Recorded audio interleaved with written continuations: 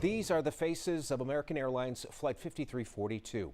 They were pilots, flight attendants, ice skaters, children, mothers, and fathers. And now the investigation into the collision that ended their lives in its second day. The NTSB expected to give an update sometime in the next 30 minutes. Well, today the FAA indefinitely closed the airspace near Reagan National to helicopters. Now divers were in the Potomac searching for bodies out there again today. They found more parts of the aircraft involved and hopefully some more clues. They did recover those flight data recorders. You'll see those here. The cockpit voice recorder from the plane now in the hands of the NTSB. Now, D.C. fire officials gave an update on those recovery efforts at an afternoon news conference. 67 people lost their lives in this crash. The fire chief says they've recovered 41 bodies. 28 of those victims have been identified, and 18 of those families have now been notified they lost a loved one. There are still 26 victims, they say, in the water.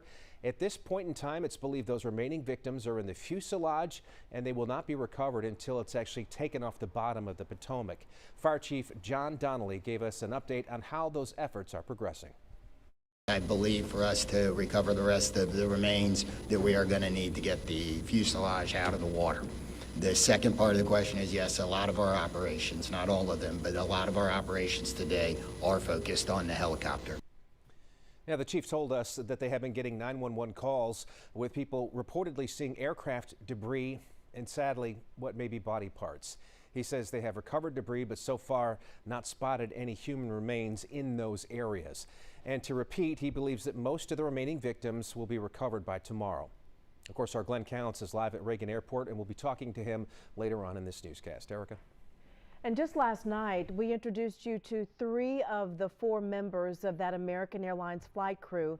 Tonight, we're learning about their leader, the captain, pilot Jonathan Campos.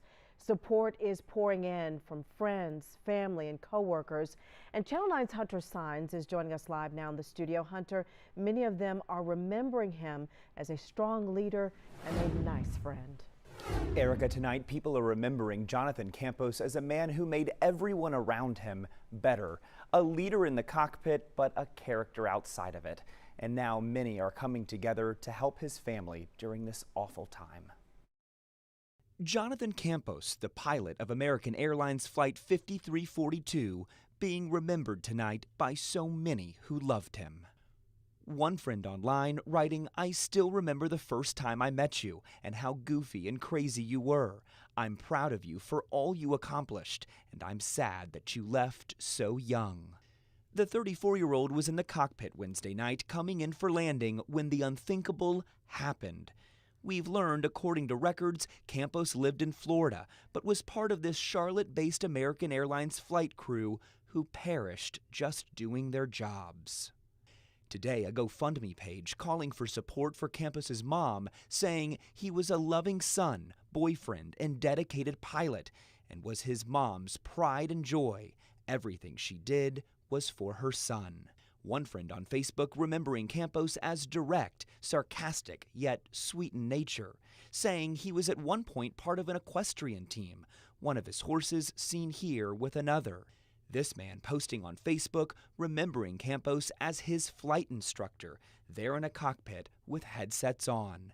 And we've now learned where he was an instructor, Epic Flight Academy in Florida, confirming he taught with them, saying he had an undeniable passion for flying. An avid aviator who heartbreakingly traded his pilot wings for angel wings. And one flight attendant who worked with Jonathan said when walking through the airport to their next flight, he'd never leave a crew member behind, always forcing everyone to stop and wait, saying family is family. We have a link to that GoFundMe page for his family on our website if you'd like to help. Live in studio, Hunter Signs, Channel 9 Eyewitness News. Amazing young man. Thank you, Hunter. Sam Lilly was the first officer on the flight. Our sister station WSOC-TV in Orlando spoke to one of his training partners who says that Lilly's goal was always to be a pilot. The man had a smile every day. He had the best jokes. And, those are memories that you think about forever.